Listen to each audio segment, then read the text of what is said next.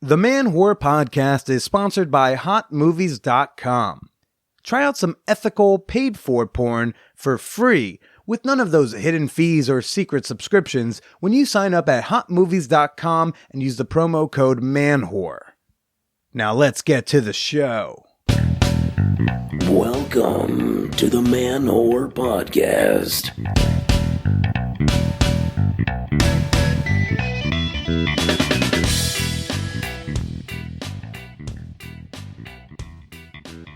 Shout out to all you snow sluts, ice queens, and you cuffing cuckolds. This is Billy Procida, and you're listening to the Man Whore Podcast. Welcome to the sex and dating podcast hosted by a comedian that is not a comedy podcast. This week we have got on a past hookup, a beautiful member of the New York City sex party community, Atrina. We're talking about polyamory, we're talking about restorative justice, we're talking about cancel culture, and we're talking about apology. I'm a guy who has had to give a lot of apologies. I'm a guy who probably still owes a few more, and I am a guy who is going to fuck up and need to apologize to someone for something again in the future. Potentially as soon as tomorrow, because apparently I acted on the phone with my girlfriend in a way that she did not appreciate. I'm not entirely sure what I did, but when she, is ready to talk to me about it, I'm ready to listen. And being ready to listen is something I attribute to Atrina, who has been like a bird in my ear over the years. A bird that I respect and that I think is ever so wise. This was a nervous episode to do. As much as I would love to chat with Atrina about this stuff all the time, on or off mic, I knew that us talking on mic, we would be inevitably talking at least a little bit about my relationship with Paige. Because Atrina was once very tight with Paige, and the night we hooked up was a night that I was over her place with her, and, things transpired. It's not really important what. And she's also been there to witness and chime in on the times where my thumbs get a little impulsive on social media. Luckily, those times have been a little less frequent than they once were. So this is a special episode for me, and I do hope you will all enjoy it and maybe even take away a few things. So I will be sharing her with y'all shortly. I don't have a super long intro planned out or anything. I will say my mouth is a fucking war zone, and that's been painful as shit. I'm finally not sick anymore, but now my gums for last week have just been throbbing. It's like there's a North Jersey Armenian DJ playing music in my mouth, and it's fucking painful. I finally have an appointment with a dentist tomorrow, and I'd be truly embarrassed to admit how long it's been since I've been to a dentist. I'm only going to tell you can measure it in laps the earth has made around the sun. It's been a long time. I thought I could just brush my teeth twice a day. Apparently not. Ugh. I floss and it looks like someone lost their virginity in my sink. It's bad, people. Oh, and it's just made me angry and irritated kind of nonstop every day for the last week. I'm at the point where I just want to fucking floss with razor blades. I don't know what to do to make it stop. And it's only moments like this where I'm like, I understand how people get hooked on opioids. This is how it starts. Luckily, I was able to find a dentist who takes my insurance to get like a basic cleaning tomorrow on Tuesday. So we'll see how that goes. But I'm just like agonizing right now. I did survive Thanksgiving, however. I, for the most part, made it through all of that. But holy mother of anal beads, this hurts. I got one of those canker sores on my tongue on top of it. It's just a fucking mess. Anybody want to make out? If anyone listening's ever been like, Billy's cute, do you still think that? I defy you. I challenge you to still find me attractive. I spit. I don't know if it's going to be spit, blood, or phlegm. Who's turned on right now for a sex podcast? But what a country would be if I could just walk into whatever the closest dental office is and make an appointment and not have to pay anything. I'm pretty sure that's how a lot of countries do it. Medicare for all who want it. You know what, Pete? I'm pretty sure everybody wants it. They don't know they want it, but they want it if you explain it to them in stupid people language. I do want to tell you a bit about Patreon. Did you know that there's nearly 200 bonus episodes of the Man Whore podcast available exclusively on Patreon? Yeah, and I release 4 bonus episodes every month. Wild, right? I know, so much extra content. Sometimes the bonus episodes are just extended conversations with the guests that week, and sometimes I'm bringing in special guest stars like Andrea Allen, Nina Hartley, and my 7th grade crush. And for those of you using certain apps like the Apple Podcasts app and Pocket Casts and stuff like that, you can actually add your RSS feed from Patreon into your podcast player of choice, so you can just keep it all in the same app so that you never miss a bonus episode. You also get access to our super secret Facebook group, The Champagne Room, and my private patron-only posts. And my nudes, hey. And you can become a member today by visiting patreon.com/manwhorepodcast. That's Patreon, patreon.com/manwhorepodcast. Sign up at the $5 tier today and get binging tomorrow. One more time, patreon.com/manwhorepodcast. I pronounced one more time kind of weirdly. That's odd. It's this fucking canker sore. Oy. All right, let's do the fan whore appreciation moment. Okay, I'm not appreciative of this canker sore, but I am appreciative of the members of my fan whore community on Patreon. Right now, I want to show some love to Sylvan L. Hey, I forgive you for being a Patriots fan, but only because you're a fan of yours truly. Thank you so much, honey. I want to give a shout out to James Hammond. I don't know what it is about a lot of my fan whores are really into fishing and taking pictures, holding big old fish, but you seem to be one of them. And, good on you, dude. Good job. Good job. Thank you for supporting the show. I want to give a thank you to Megan McKay. Who dat? Yeah, it's a new babe in the Peep Show. Oh my gosh, everybody. She's a hottie. Thank you, honey, for being a part of the community. I know the other members of the Peep Show are quite happy you're there. And I want to give a shout out to Java Joe, who goes shooting with his old as fuck mother in a wheelchair, and I'm kind of here for it. Sometimes I like to stalk people a little bit and do a little bit of research on what to say during the shout out. But hey, all of you and everybody, thank you so much for your support and for being a member of our fan whore community on Patreon.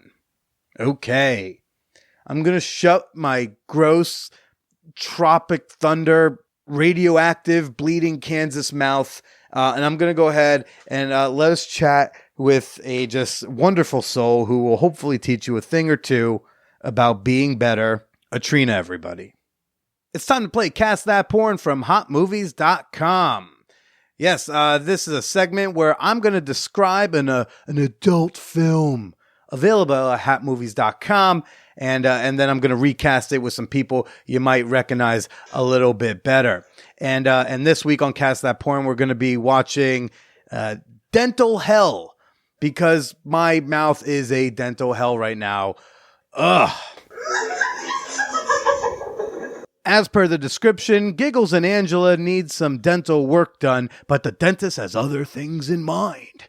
As soon as the girls sit in his chair, they are knocked out and tied firmly to the chair, and later to wake as the demented dentist's playthings. They're each punished in different ways and bend to the will of their tormentor. This is just another reason to fear the dentist. Honestly, I'm watching what he's doing. He's hitting this chick's inner thigh and her pussy with a wooden spoon, and I'm willing to forego this treatment if it's going to make my gums stop hurting. So that's why I'm going to cast myself as the patient. Yes, because honestly, I'm at this point I'm willing to do anything to get some oral hygiene care. Just to give you an idea, me in this dental chair, I'm just tied up in rope, with some rope, hugging real tight up into my labia, and I've got clothespins all over my breasts.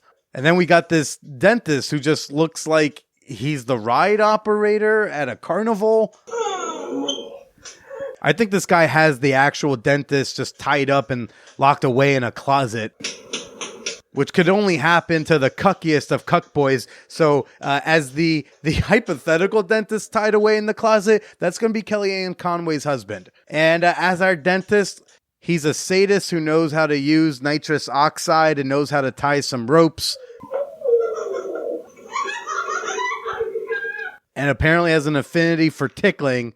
I honestly don't know why, but Seth Rogen comes to mind. So, hey, Seth, if you're listening and you want to shoot a dental porn together, if you can make this gum pain go away, I'm down.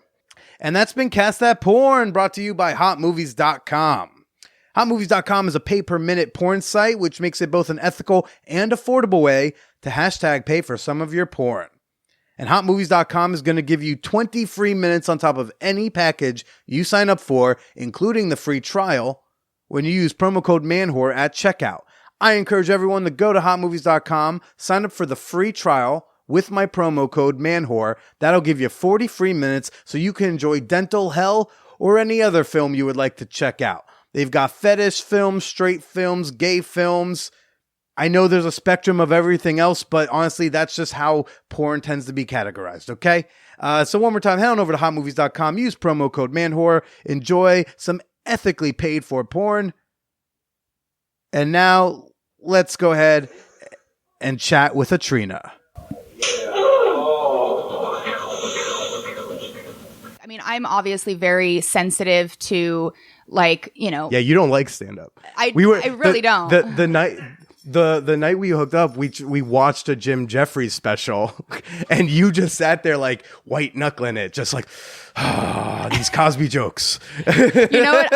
I love puns because puns in general don't require that marginalized or otherwise downtrodden groups be the butt of jokes. I just really do not find jokes at the expense of people, especially of marginalized people, to be funny. I just really don't. Sure. And I'm very sensitive to those things. So yeah, that's why I like puns. But then of course today in the Facebook group I'm in that has thousands of members and it's about puns, had a pun, a trans pun, and it's oh God. And it wasn't even a pun, it was a trans joke. It was just a transphobic joke. And I'm just oh God. And this is how I'm spending my morning before meeting up with Billy. Got it. How apropos. I mean, I'm kind of into it because now I just look better by comparison.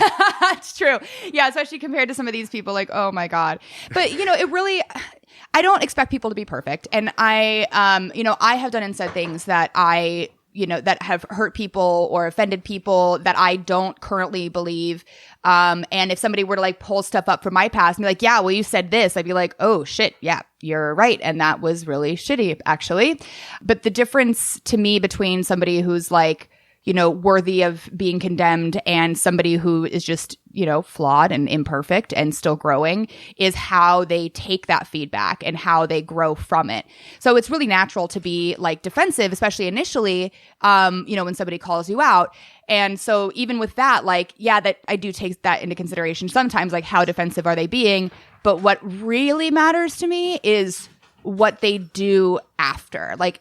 Do they actually incorporate that new information? Do they actually use that as fodder for growth and change in a positive way? And I have seen that from you. Obviously back and forth trends and up and down and whatever, but even after you get defensive and say well, it's just comedy and whatever, you still, I haven't seen another trans joke from you. You know what I mean? Maybe I'm working on one. But. Yeah, I actually heard a Holocaust joke I didn't hate recently. Oh, that's great. Yeah. I was really proud of myself that I was oh God. Oh. All right. Well, that actually wasn't that bad. Okay. Because it's maybe a joke with a trans person in it is not necessarily a trans joke. Right. But it could be. It but also could just be a joke that has a trans person in it. So it just kind of people have to listen to the thing. Yeah. And there is a lot of oversensitivity, I think, compensating for the lack of regard for so many centuries, really. That now we're kind of coming, it's this backlash of saying oh, all that shit that you were doing before wasn't okay then, still not okay, and definitely not okay, cut it out. Sure. So it's sort of overcompensating, I think. Well, stand-up can also be a mirror to society. I mean, I know the recent, look, I also rolled my eyes and went a lot of, come on, Dave, at the most recent Chappelle special. He had a joke in there, though, that showed society what's up, and it's about trans women, and it's a joke that takes place in a car. And it's like all the different, like, letters of the LGBTQ are in there, but like how it was a joke about how even if you're like, yes, trans women and equality and this and that, a lot of people are still just uncomfortable in the presence of. Yeah.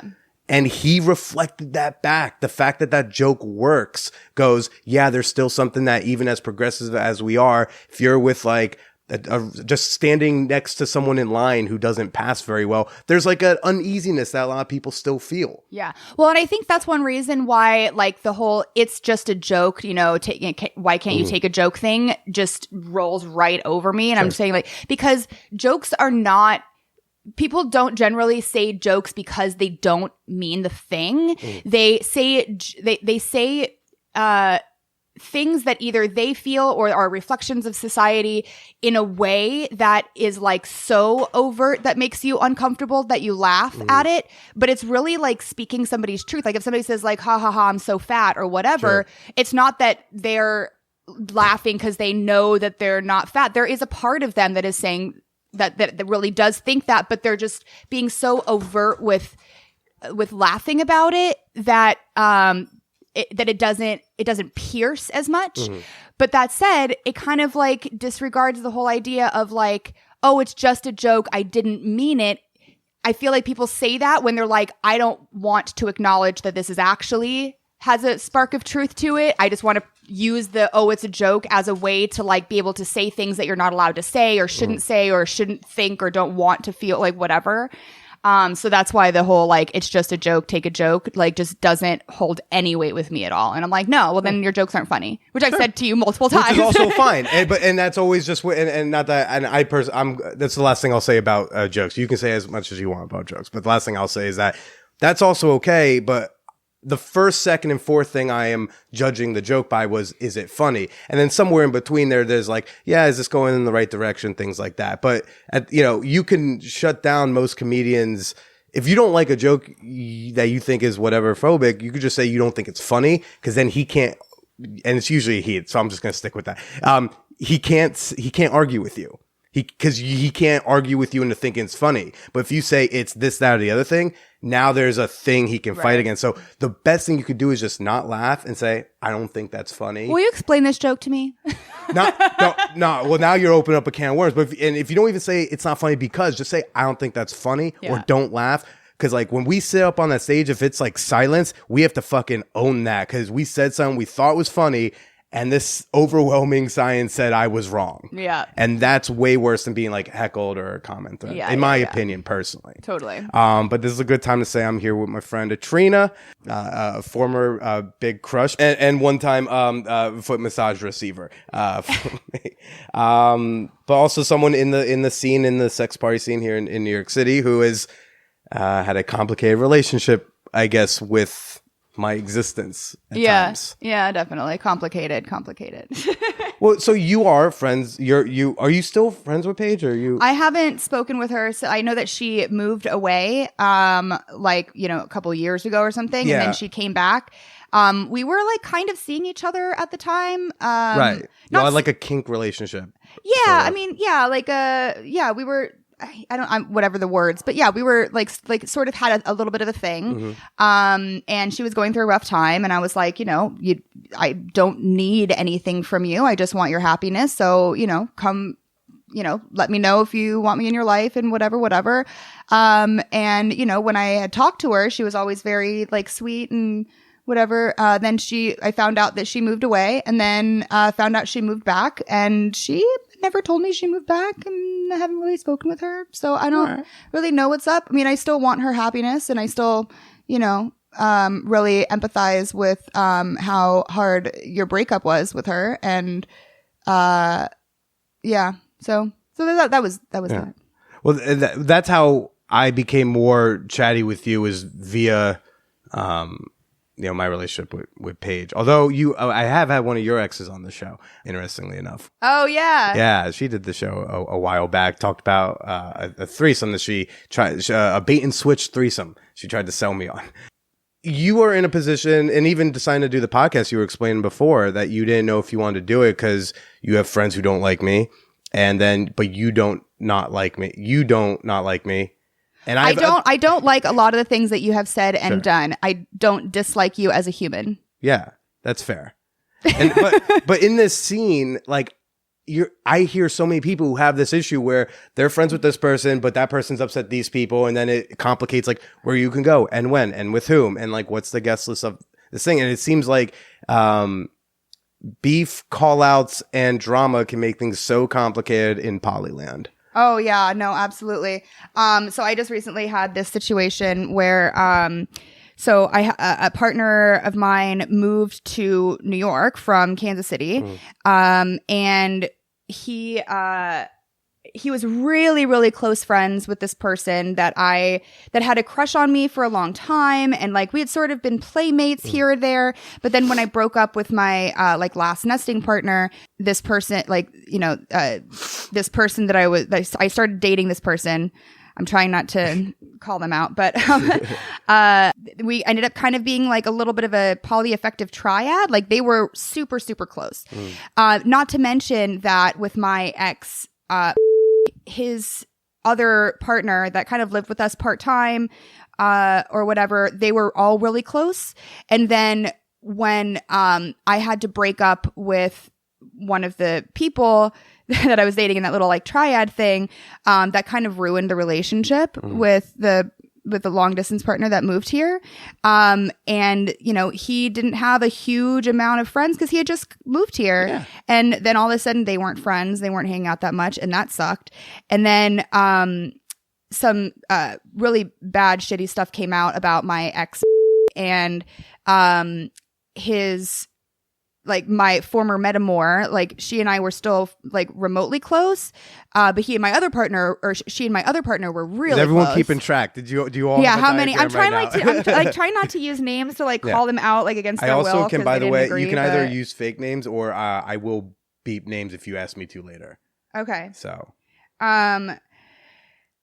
So, But like that, isn't that the funny thing about poly is like, just to explain it, I have I a know. partner person, Kenzie, she literally showed me a like poly family tree and how all the people are connected in her queue. It was like, wow, thank God I don't do this poly stuff full time. Cause oh my gosh, it's it is complicated. like, how did you even start to manage the different relationships and family trees when you started in the non-monogamy sphere? Well, I mean, so I've identified as polyamorous since I was 13.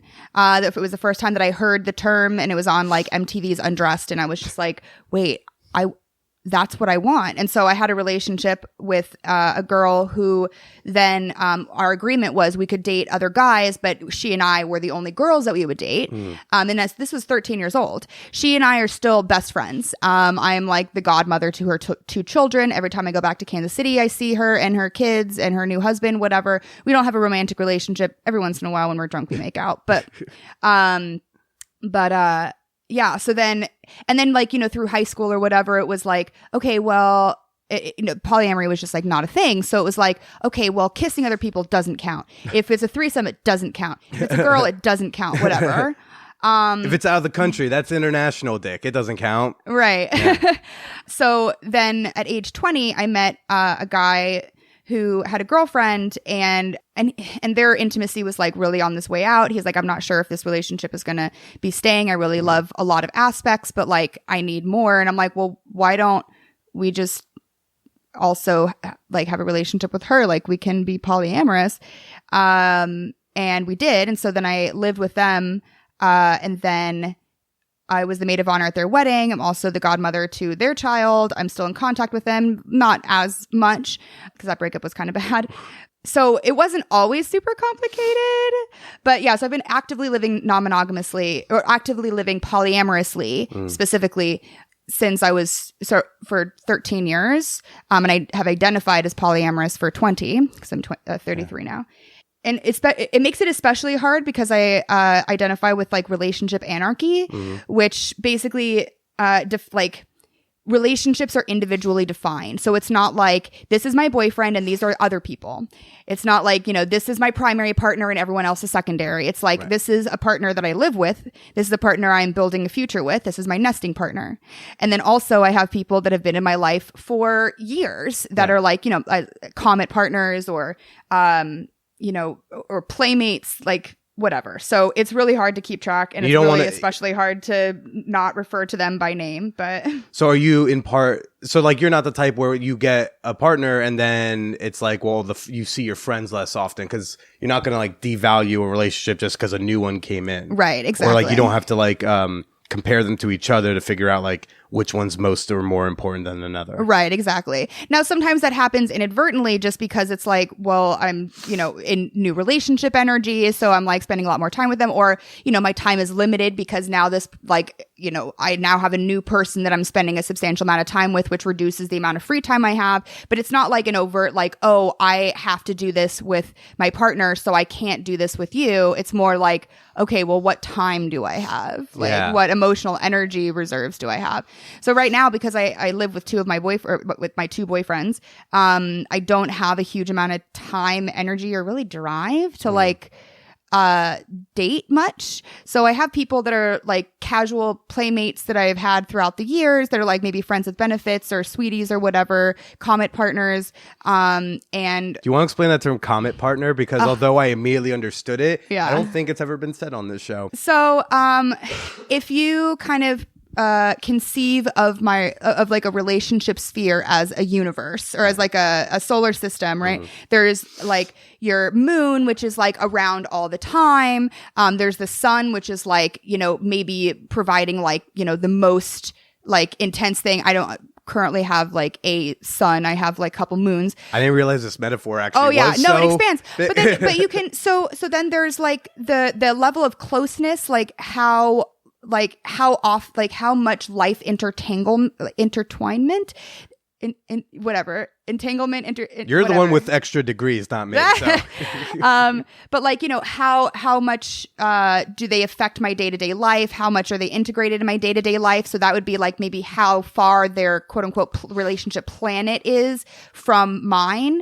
And then there's other aspects of like how impactful is their relationship with me. So that might, like my mom, for example, she and I don't see or talk to each other very often, but my relationship with her is really impactful. So she's probably like a Jupiter. Okay. Right? So hugely impactful, kind of far away. Whereas maybe I have other relationships like Mars and Venus's that are like, I see more often, but maybe aren't super impactful, but still relevant. They're still in my sphere. Yeah. And then there's, there's the moons of Jupiter, the people like my mom's friends, whatever. So I know, right? No, we can really take this places. I do. Well, I've used this when I was teaching polyamory and guest lecturing and things like that. I've used this analogy quite a bit, or metaphor. And so anyway, so comet then would be someone who kind of like comes in, burns really bright, really hot. It's just wonderful to see, and then kind of disappears into the ethos, but then comes back around eventually. And so like maybe like I have partners that I don't really talk to in between visits, but like maybe they travel for business often and I see them approximately once a year for the last 5, 6, 7 years. So like they're important and impactful and wonderful when I see them, but also don't really take a lot of like time or emotional bandwidth landscape from me.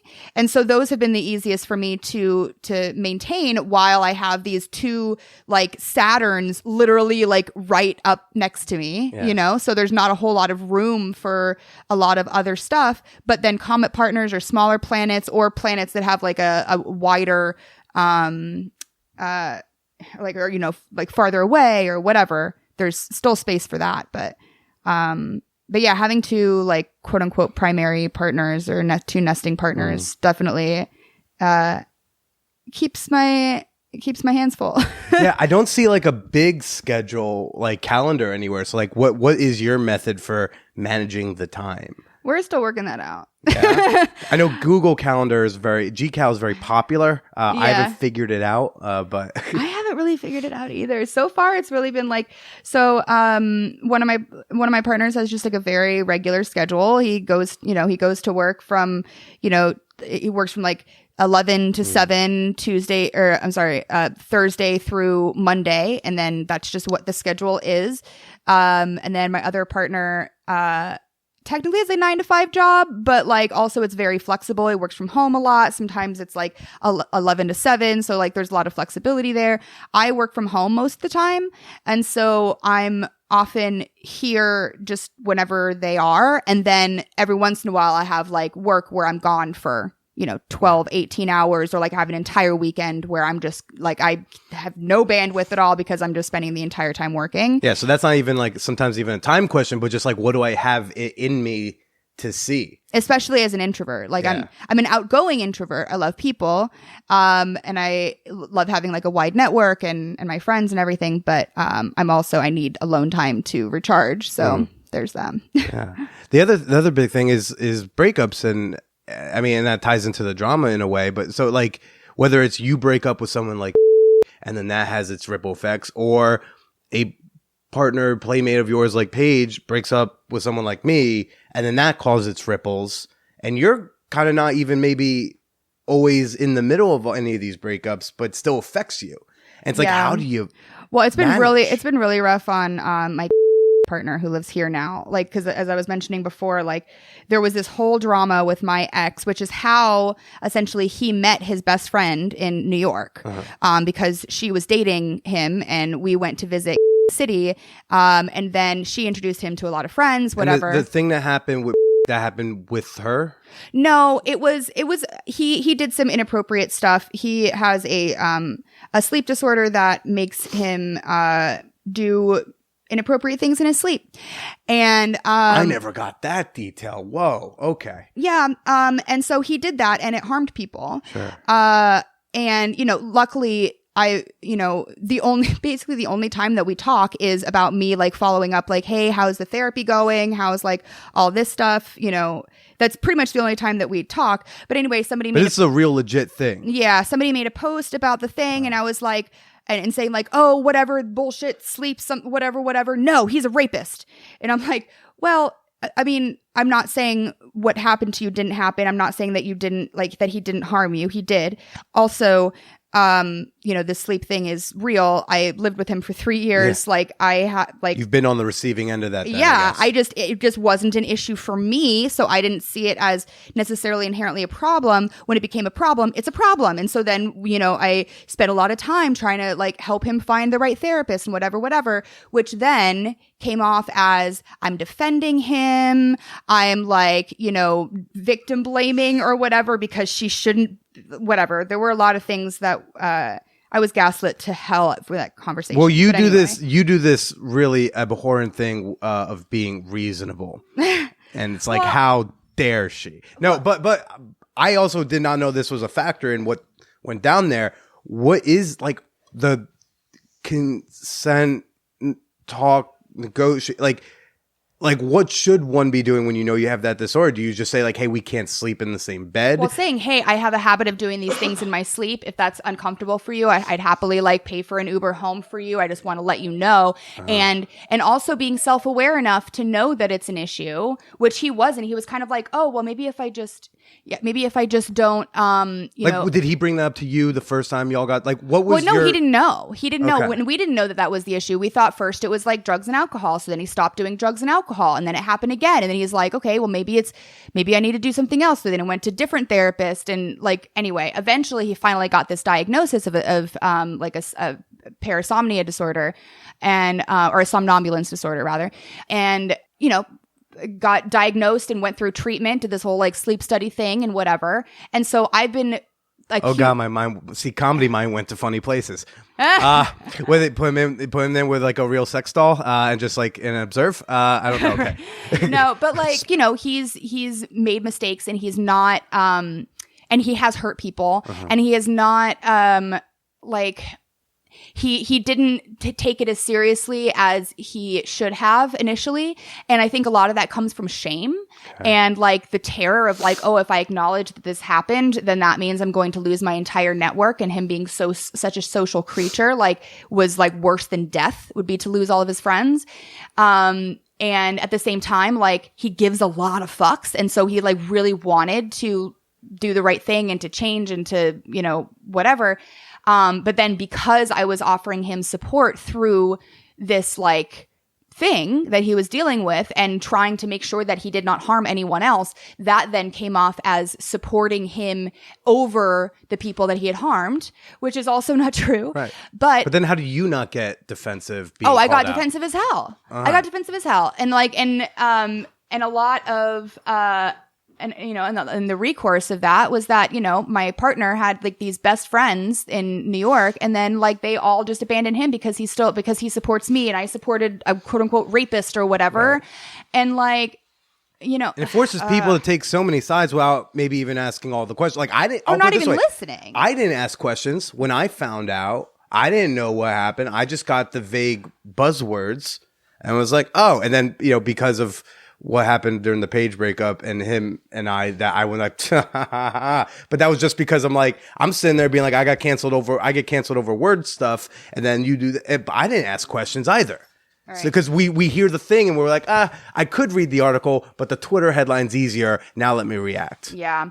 Well, and also I think one of the challenges, especially with the play party scene, is a lot of times people will like make grievances or make reports and want to be kept anonymous. So it's like, hey, this thing happened. I do not want this person to know it was me, so you cannot tell them. And so then I was on the safety board for a couple play parties for a while, and I had to stop because it was really bad for my mental health. Were you on the Hacienda one? Yeah. But essentially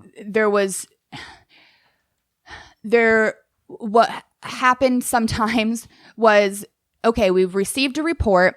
We have to tell the person that they are not allowed at the event and we cannot tell them why. And that bothered the ever living fuck out of me because how can you make change if you don't know what it is that you did? Right there. And there have been situations then where I have very, very specifically, especially when there's like multiple reports about the same person and we're not allowed to tell them what the reports are, but I can at least parse apart like, okay, here are some common themes that I'm seeing, and there is nothing about what I tell this person that would make it obvious specifically what was said or specifically what they did, but enough that they have information to improve. And even by giving them that in a way that it could not get back to a single person because no details were shared, but just common threads, even in cases like that, I've been told that like, you know, I'm just going to get that. Thank you. That I totally, violated the privacy or whatever. I'm like, there's no way to link back who said this because there were no details. It was like, you need to be more respectful of people's boundaries. You need to ask when, you want to hug someone, ask if you want to put, your hand on their knee. And meanwhile, the report was, this person like holds on to my waist and doesn't see that I'm like visibly uncomfortable. Yeah. And like, there's no details. And yet I'm still sharing too many details. And that, it's so frustrating. And the problem is like we're in this space where like there's a lot of people who, and especially men, but I'll say people because I've had women do some shit. A lot of people just genuinely don't know what the change needs to be, and just need like I'm stupid. I admit I'm stupid. So I'm just like, spell it out for me because I'm a fucking dummy in social situations, which is why I loved when I went to my first Hacienda and they were just like, yeah, if you want to like touch them on the shoulder, just be like, do you mind? I'm like, oh, that's a rule. I can follow. So easy. That's easy. I can do that. Like that I can handle. And so like even now, like there's I will get like these vague tweets once in like a couple times a year of like, I hear Billy Procida is still harassing women. And I'm like, I don't think I am, but if you don't give me any more information when I ask, I'm like, I can't take corrective action. I can't apologize to someone if I owe them an apology. I can't dismiss it. I can't contextualize. I just am bad, which is a brilliant strategy because then you get to put someone in a bad box and they never get to escape because there's no information. Trash. You're in the trash Yeah, can. in the trash, and we don't care if you know want what to change it happens? up. You know what happens to things in trash cans? They get even more dirty with all the other trash because that's the only like. There's no redemption. There's no ability to recycle to like make. Okay, so maybe a lamp breaks, right? And like, okay, well we can't have that lamp here because it hurts someone. So either we throw it into the trash where it's completely useless, and then it's getting melded in with all the other trash, or now riddle me this: we could recycle it, take the light out, and then maybe it's a vase. Maybe it can't be a lamp. Maybe you shouldn't be in leadership. Maybe you can still be a part of, maybe you can still go to a thing as long as you're not in charge of anything or, something like that. But right now there's this culture of like, you've done something wrong, therefore you are trash and you need to go into the trash bin with all the other trash. Which then just magnifies. And there's a lot of trash that like knows that what they're doing is trash and whatever. But like in a country where we don't teach sex ed, where even whenever we start teaching sex ed, it's probably not going to include consent culture. Like we can't expect everyone to know the thing. So some people genuinely are in the dark. I don't know. I also don't know because I haven't been accused of like consent violations outside of like bumping into someone once, apparently, which was the funniest report. But I was when it comes to this, yeah, I that's why I asked if you were on. But that's what I never was mad that I had to go through a process with that because I was so happy that the process existed, and I thought if they are taking me bumping into someone that I didn't even know was at the party. Because I have depth to me and it's a 200-person party. That must mean they're going to take the serious ones even more seriously. Because like I had like 3 meetings and I never was mad about it. I was like, this is great. This is awesome. I'm glad these things are in place as long as they make sense. Right. I don't know. But it's a really rough place to be in, especially socially, it's a hard place to be in. Yeah, well, and especially, because I have a master's of social work. And so a lot, like I wanted to use that to kind of help this situation. So that's why I wanted to like join review boards and maybe, or not review boards, but like join safety boards and like help to like develop policies and do all these things. But as this whole like culture has turned into trash and or, like the culture is trash, but like this whole trash culture, just throw them in the trash bin and like we can't tell them what they did wrong. We just have to get rid of them. Like I don't find that to be a solution most of the time. Sometimes it is. It depends on the person. But most of the time I feel like if we just kick somebody out of the community, then they're just going to find another community that cares less about those things. Sure. And then we're just making they're going to end up in an MRA subreddit or Red Pill or something. Like there's an Earth Prime too, where like I became a pickup artist or I ended up like an incel, whatever. Like there are these other parallel universes where I could have just Googled a different thing and ended up in darker places. Right, exactly. And so a lot of what I believe in is like, restorative justice. But in order to do restorative justice, you have to acknowledge what happened, at least with some detail, like enough details at least to give that person information, right? But that requires a lot of work. And some people then, if you are putting work into a person, then you are supporting them. And if you are supporting them, then that means that you are, taking their side over the victim and you're a bad person. And there was so much like emotional, back and forth with me around that. And that it was so emotionally jarring for me that I just like kind of got paralyzed around a lot of these issues. And so I effectively just like dropped my posts and was like, I'm sorry. Like I need to protect my own mental health. Sure. And that means like, I can't do what I think is right. And that really, really sucks. How do you feel about the call outs happening in Facebook post format?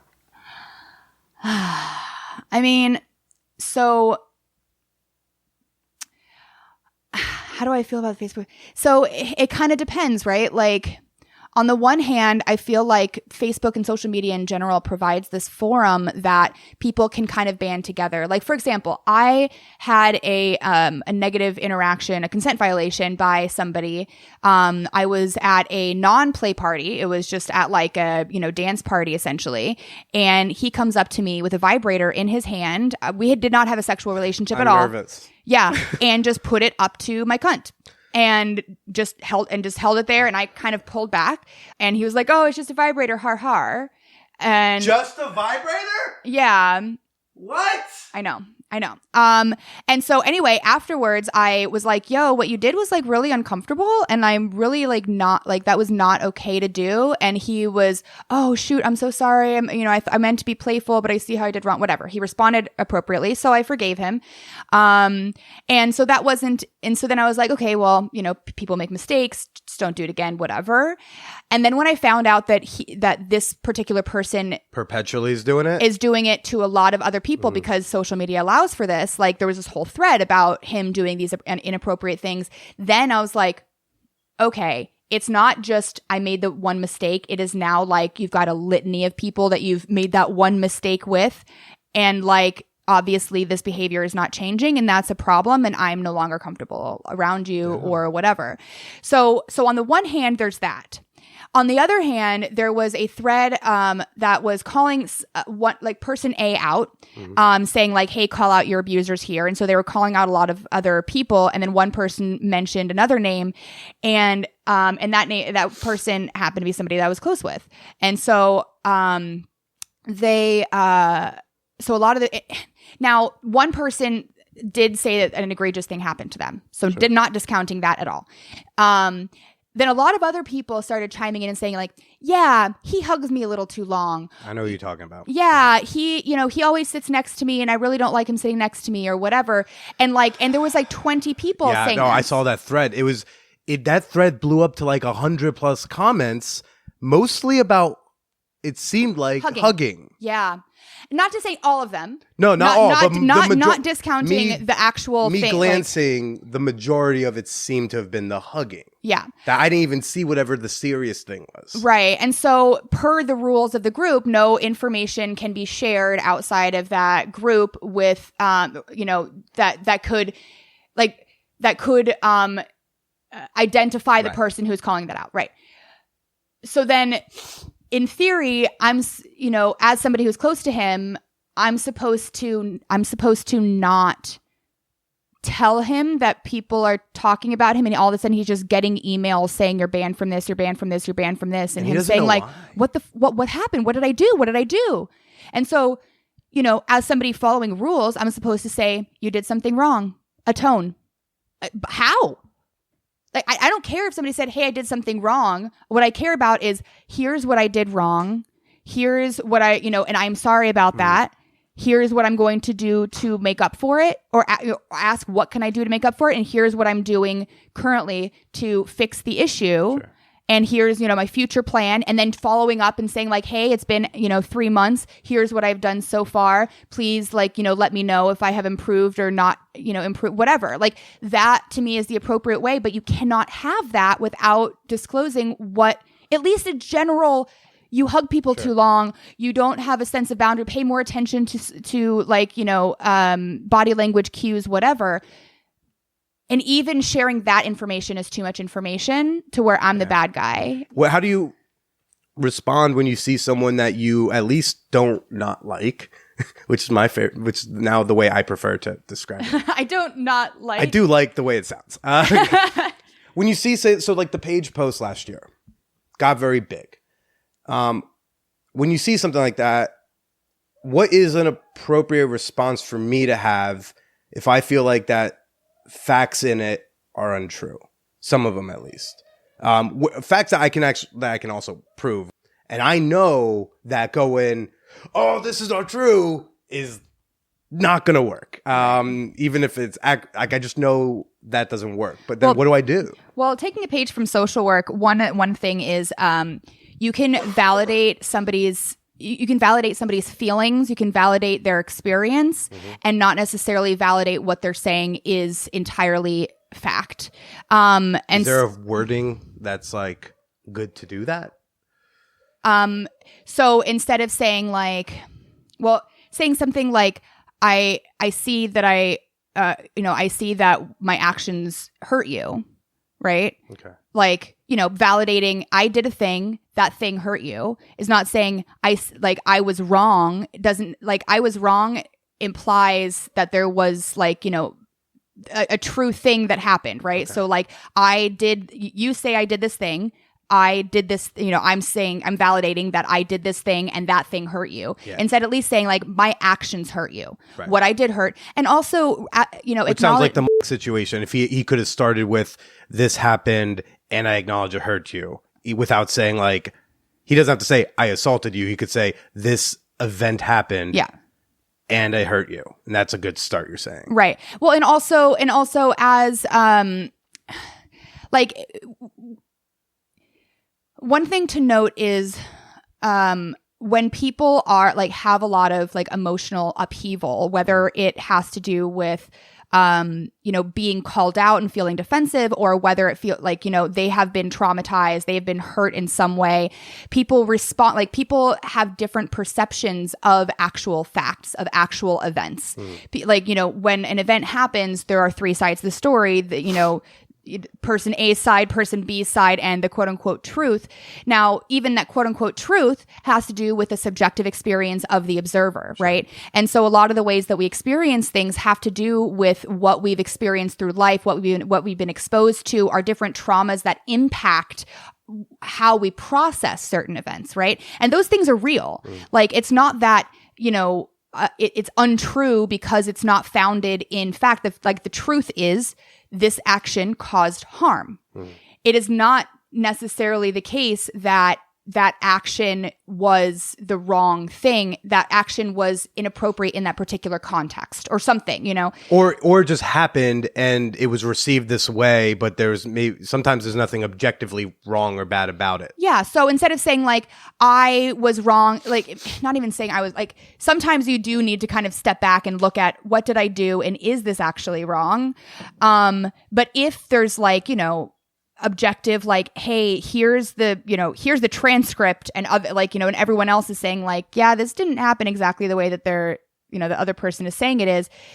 You don't have to say, oh, see, you're wrong and whatever. What you can say is, I understand that what I did hurt you. Right. I am sorry that you are hurting. Is there anything that I can do to help you process or to help you, go through this? So in that way, you're offering support without belittling their experience. Does that make sense? Oh. Like, sometimes the truth doesn't really matter. Like, I mean, it does, but like the truth, like facts, logic, whatever, like people like to say, like use like logics as this like trump card of like, oh, logic, reason, fact, whatever.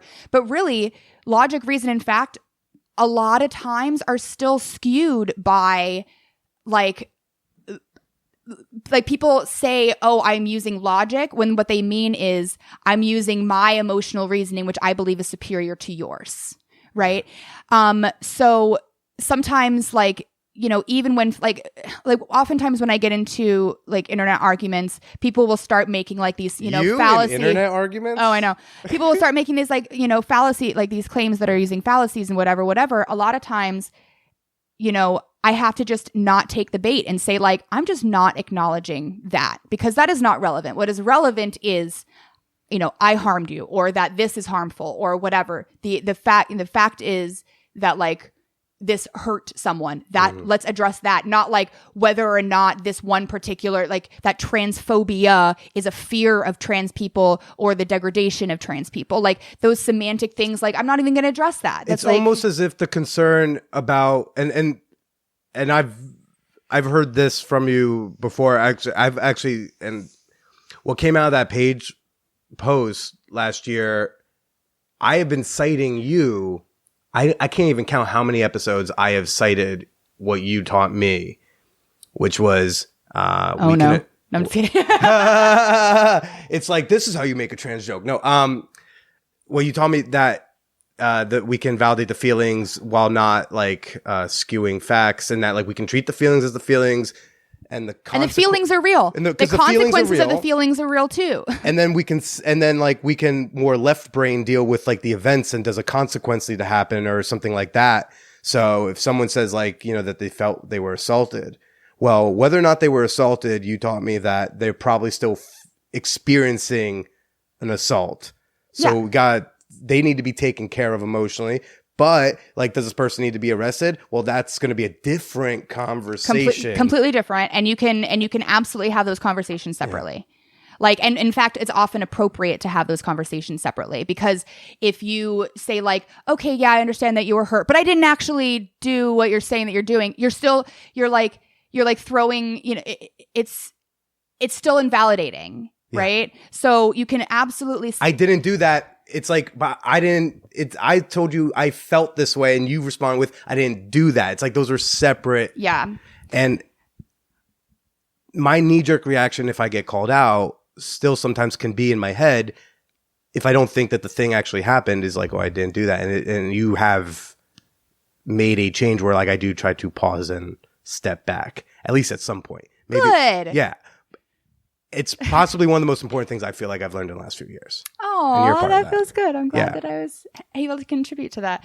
Yeah, because like, validating somebody's experience, super important. Also, though, I'm just going to add, it's not just, I understand that you've been hurt, because that also doesn't necessarily reflect that you hear what they're saying, that you actually are absorbing it, because it can very easily turn into like, sort of parroting. I understand that I've been hurting you and therefore I am sorry. Like, you can say that in any context. So like paraphrasing, summarizing, saying like, so what I'm hearing is when this event happened that you perceive to have been, this, and this, that this caused this harm to you. Is that, am I understanding what your hurt, like, what the hurt was about?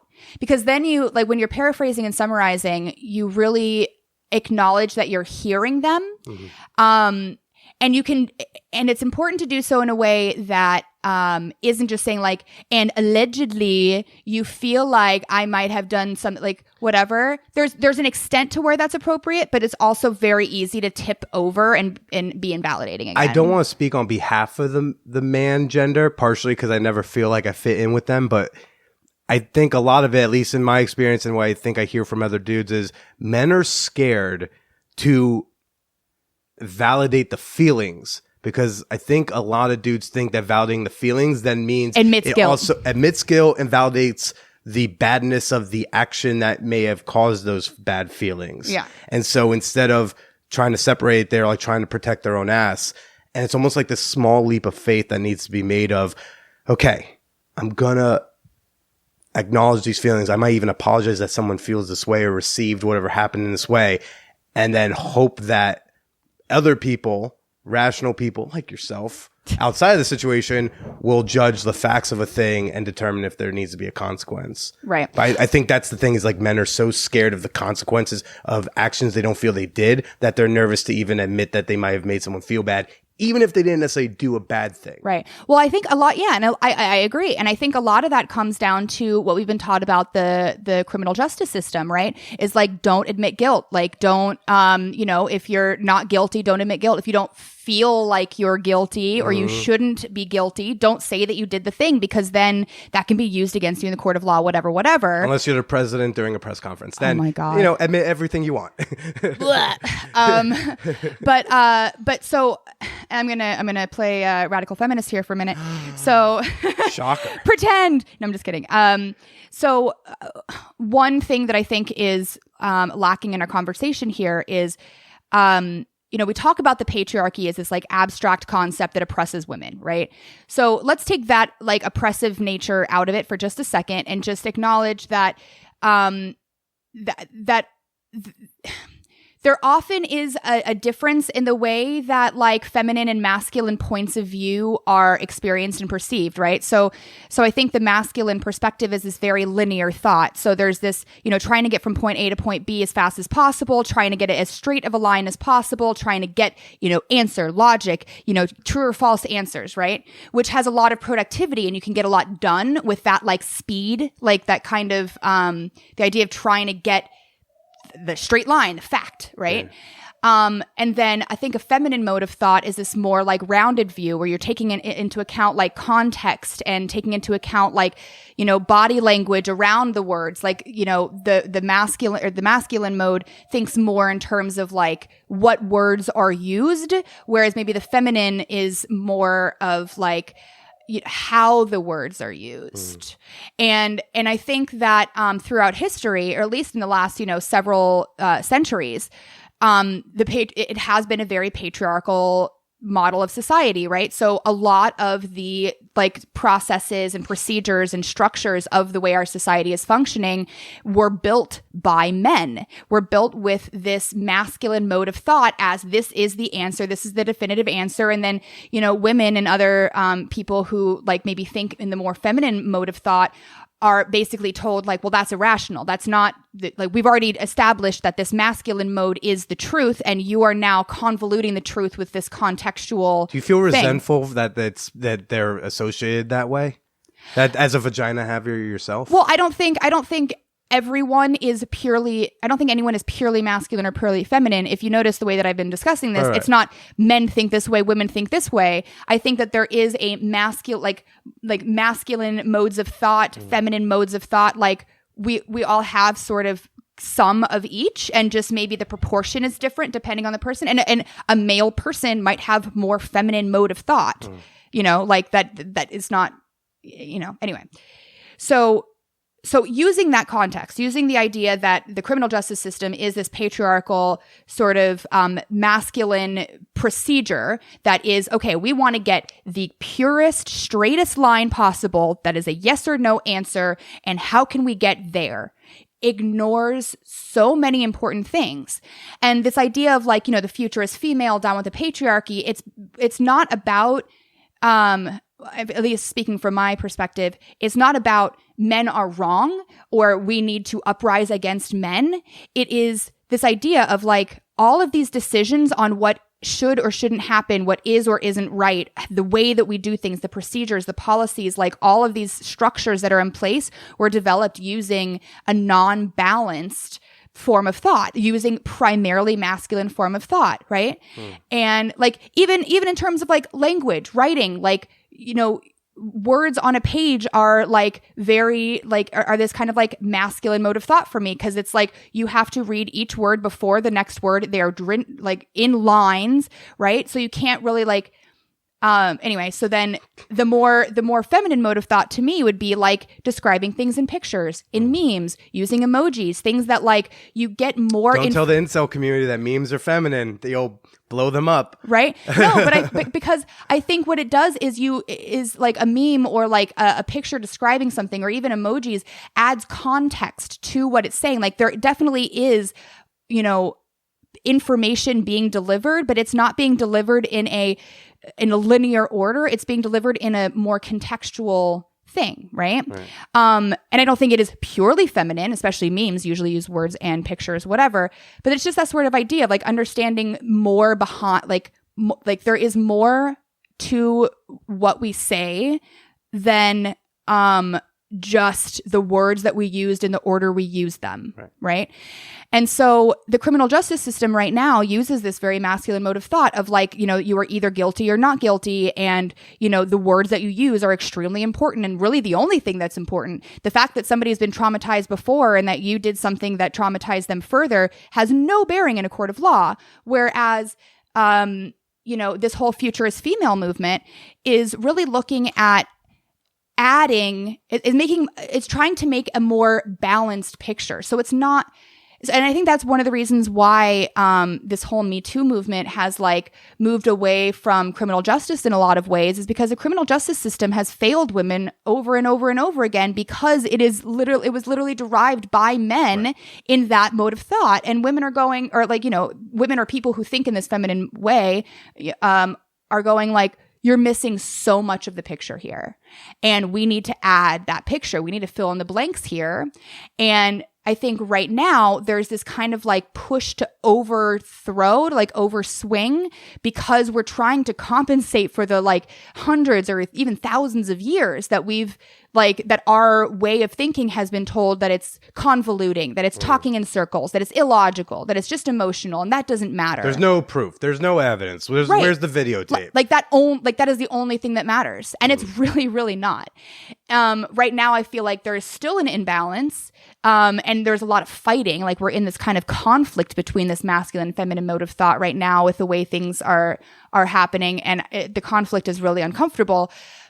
my hope though is that it's at least going in the right direction, and so when things finally do settle, that they'll settle in a more balanced sphere. So context matters as much as the facts of the story, right? Like, anyway, that's my hope. Not to get too much on a side tangent on that, but I wonder if when things start to balance out, if one of the corrections could be, because the having the presumption of innocence is important.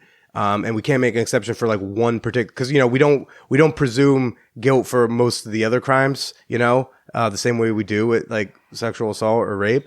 And I wonder but because the burden of evidence is different, say in civil lawsuits, I wonder if there will be some sort of way, and not where like everyone's getting sued for $2 million, where most of them don't have $2 million, but like the guy next door could get sued in say a civil court, and there's some sort of different penalty or I don't know, accountability that's maybe not even financial, but also is in prison. And I wonder if like restorative justice, you mean? Yeah, like that in a way, because also the burden is lower in civil cases. So I wonder if the answer when we're talking about the justice system might lie there, but I don't know. I'm not a lawyer. I'm just a comedian with a fuck show. I don't know. I don't know the full answer either. And this is all just completely conjecture. This is literally just my personal opinion and like what how I perceive these kind of things. Don't downplay the thing. You were sounding brilliant. Everyone. Oh yeah, this is all real fact. You sounded like such authority. Just let it be there. Great, it's there. They were believing it. I'm an authority. They bought it. I bet you they bought it. You expressed before when we were negotiating how to do this that I don't want to say fear, but I don't have a better word, maybe expect that should certain people discover you did this podcast, that you could get reprisals. How do you feel about that, and what are you expecting that? How will you handle if you get a message being like, I can't believe you did Billy Presida's podcast?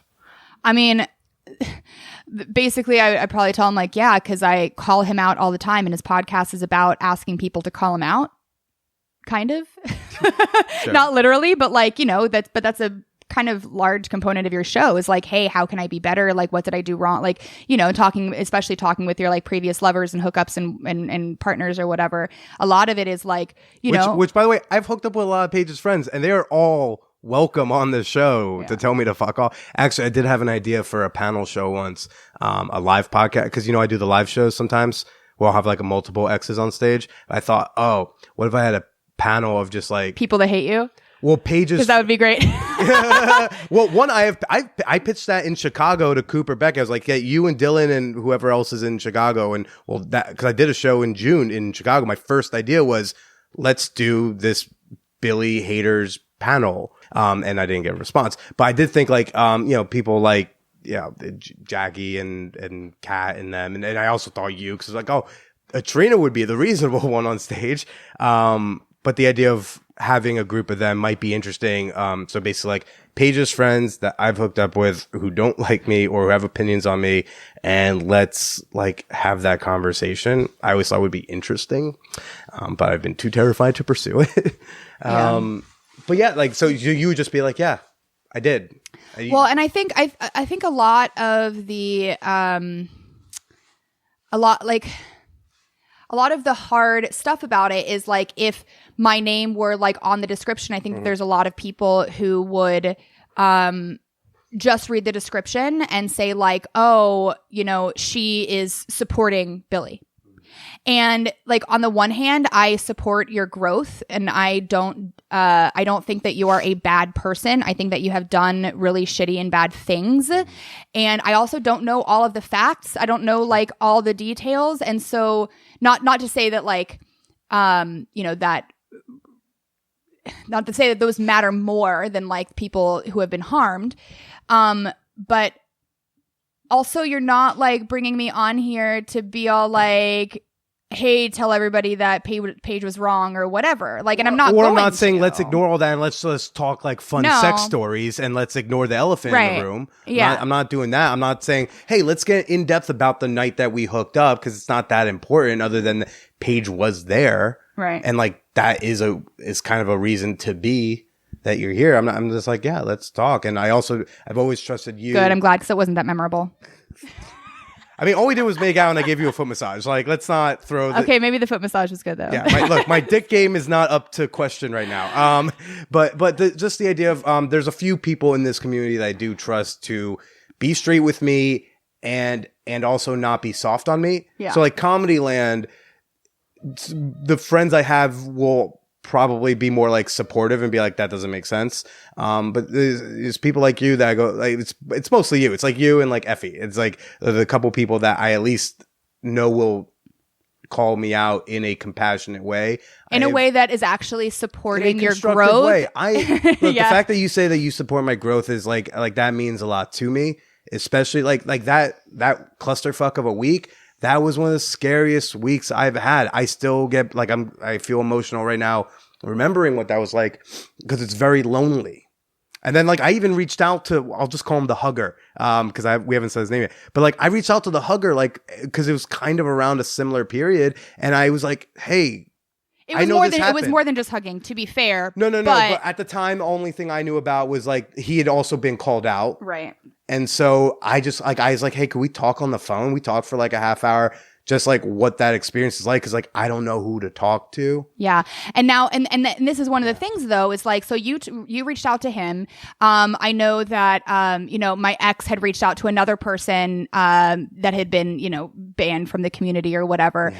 And like, so if we throw people into the trash, what you're doing is exactly that. You're encouraging everyone who is in the trash to then talk to each other. When the trash can gets so full of all of this anger for being put into the trash without any compassion, without any like support for growth, what you're basically going to end up having is a bunch of trash in the street that's going to cause like a huge scene. Like, yeah, it's remember be the garbage strike in New York City in the 80s, everybody? It was disgusting. Right? No, but like, and that's real. And like, and this whole idea, like throw people in the trash, like like take them away and like, they don't deserve our compassion. They don't deserve like, our support in getting help or whatever. It's just going to make the problem worse because people are going to find people that they agree with. And I personally don't want to create an entire new generation of like men's rights activists. Like, yeah.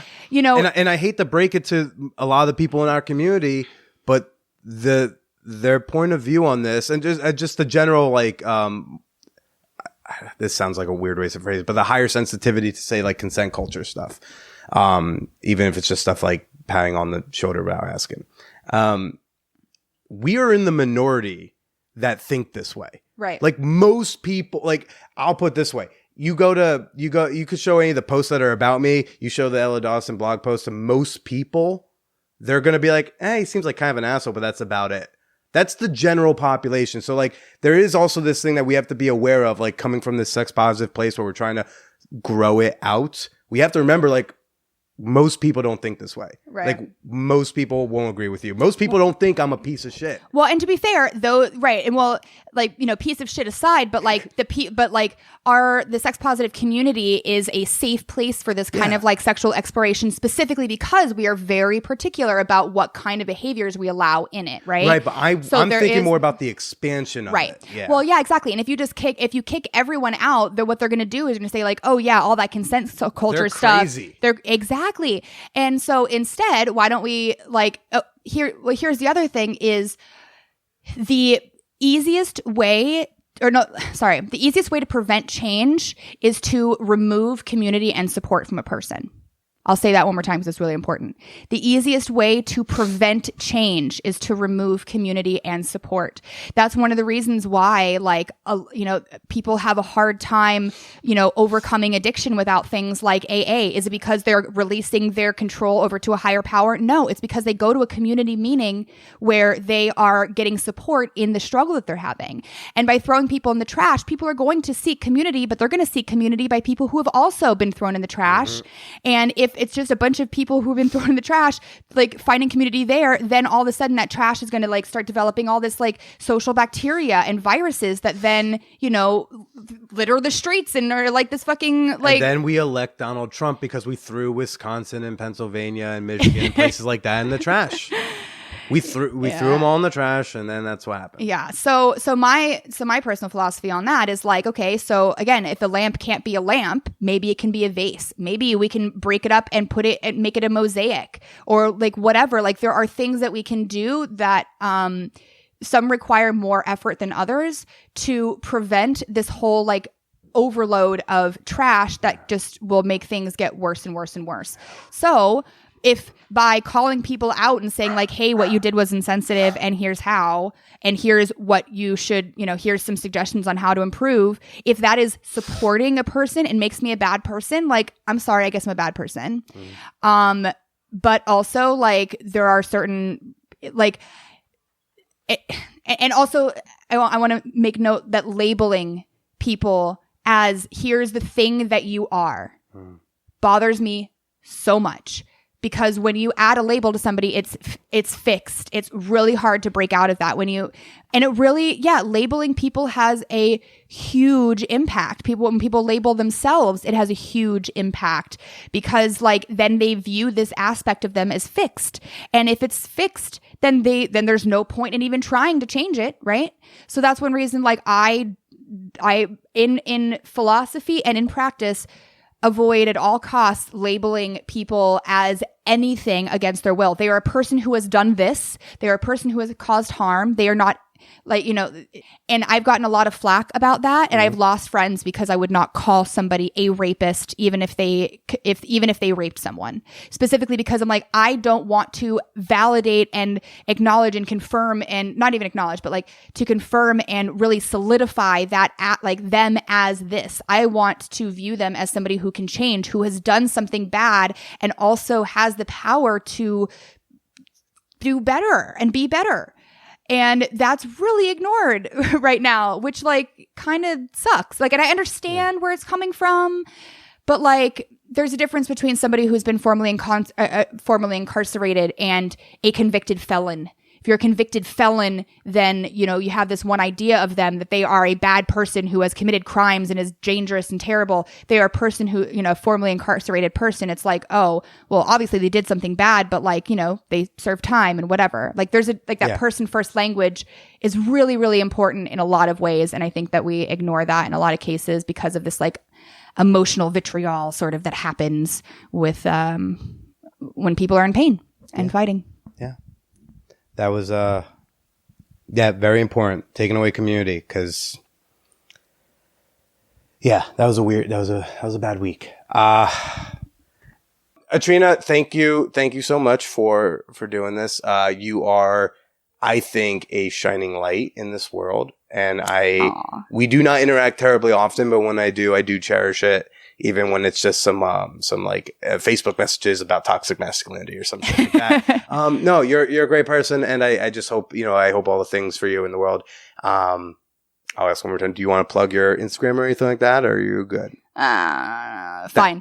Well, just because, okay. Can I hype you just for a second? Sure. Okay. Atrina is a balloon artist, but like not a fucking clown. Like holy shit balloon art. Like it is absurd. It's so cool. She did a Game of Thrones, like the throne, and did a photo shoot of that. And I asked to post it on Reddit, and it blew the fuck up. Well, you said if you don't post this on Reddit, I'm going to. Oh yeah. Oh, did you end up doing it? Yeah. Oh yeah. I did, and then because it's just it was so cool. Yeah, it was on the front page for like the entire day. I felt so famous. It was great. But yeah, so my Instagram is Lovekins, Lovekins balloons. So if you want to see some weird shit, I do some fun things sometimes. Yeah. It's very much worth checking out. And yeah, thanks again. And why don't you go ahead and say goodbye to everybody? All right. Goodbye, everybody.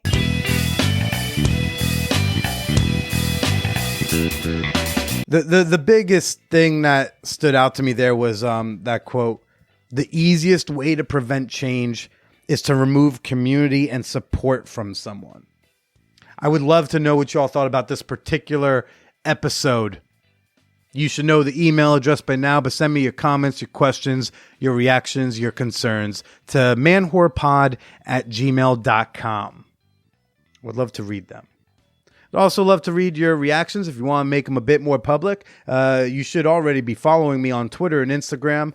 I'm on Twitter at TheBillyPresida and I'm on Instagram at BillyIsPracida. You can also engage with this week's episode on the Man Whore Podcast Facebook fan page. We've also got the intern Sophia out there firing off mega hot memes almost on the daily.